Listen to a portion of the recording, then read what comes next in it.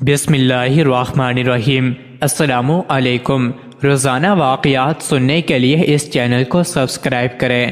حضرت عبد الرحمن بن احمد رحمۃ اللہ علیہ اپنے والد سے روایت کرتے ہیں کہ ایک بوڑھی عورت امام باقی بن مخلد رحمۃ اللہ علیہ کی بارگاہ میں حاضر ہوئے اور بڑے غمگین انداز میں یوں عرض گزار ہوئے کہ حضور، میرے جوان بیٹے کو رومیوں نے قید کر لیا ہے اور وہ زنجیروں میں جکڑا ہوا ان کے ظلم و ستم کا نشانہ بن رہا ہے۔ میرے پاس اتنی رقم نہیں تو میں فدیہ دے کر اسے آزاد کرا لوں۔ میری ملکیت میں صرف ایک چھوٹا سا گھر ہے جسے میں بیچ بھی نہیں سکتی۔ اپنے لختے جگر کی جدائی کے غم نے میرے دل کا قرار، راتوں کی نیند اڑا دی ہے۔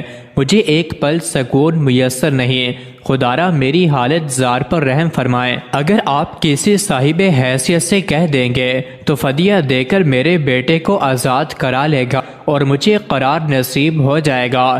اس بوڑھی ماں کی ممتا بھری باتیں سن کر آپ رحمت اللہ علیہ نے اسے تسلی دیتے ہوئے فرمایا، محترمہ، اللہ کی ذات پر بھروسہ رکھیں، وہ ضرور کرم فرمائے گا۔ میں آپ کے معاملے کو حل کرنے کی بھرپور کوشش کرتا ہوں، آپ بے فکر ہو جائیں۔ جب غمگین ماں نے ڈھارس بندھانے والی باتیں سنی تو دعائیں دیتی ہوئی وہاں سے رخصت ہو گئی۔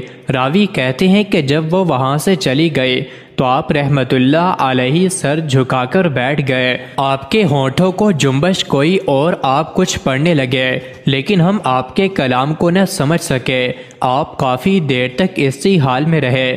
کچھ عرصے کے بعد وہی بوڑھی ماں اپنے جوان بیٹے کے ساتھ آپ رحمت اللہ علیہ کی خدمت میں حاضر ہوئے۔ دونوں آپ کو دعائیں دے رہے تھے اور بوڑھی عورت آپ کا شکریہ ادا کر رہی تھی۔ پھر کہنے لگی، حضور، آپ کی برکت سے میرے بیٹے کو اللہ تعالیٰ نے قید سے رہائی عطا فرما دی ہے۔ اس کا بڑا عجیب قصہ ہے۔ یہ خود اپنی رہائی کی داستان آپ کے سامنے بیان کرنا چاہتا ہے، اور اس کا نوجوان بیٹا یوں گویا ہوا کہ رومیوں نے مجھے قید کرنے کے بعد چند دیگر قیدیوں کے ساتھ شامل کر دیا۔ وہ ہم سے بہت زیادہ مشقت والے کام کرواتے۔ پھر ہم چند قیدیوں کو ایک بڑے شاہی عہدے دار کے پاس بھیج دیا گیا۔ اس کی ملکیت میں بہت سارے قیدی تھے اور وہ بہت بڑی جاگیر کا مالک تھا۔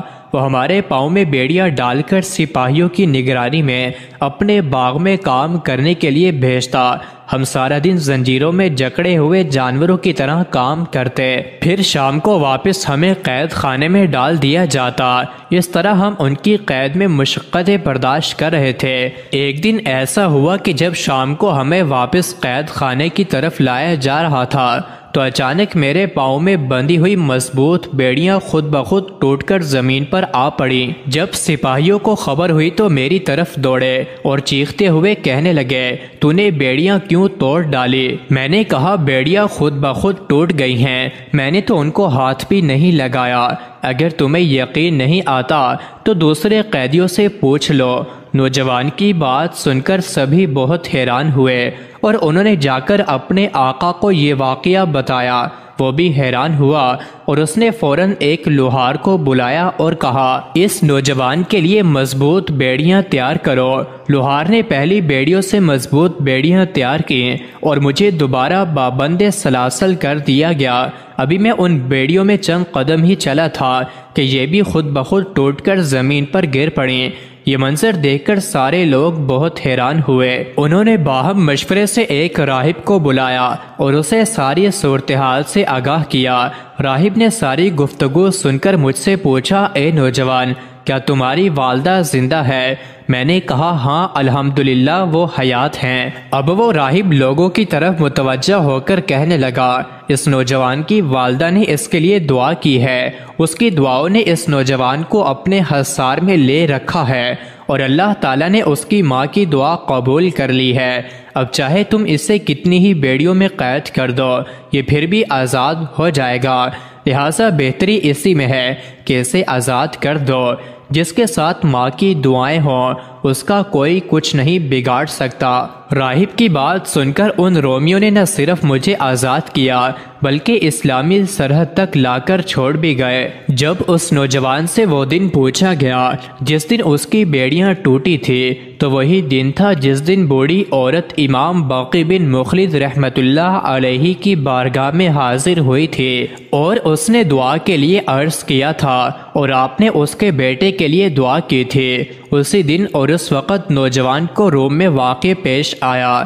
اس طرح ماں کی دعاؤں اور امام ابن مخلد رحمت اللہ علیہ کی برکت سے اس نوجوان کو رہائی حاصل ہوئی۔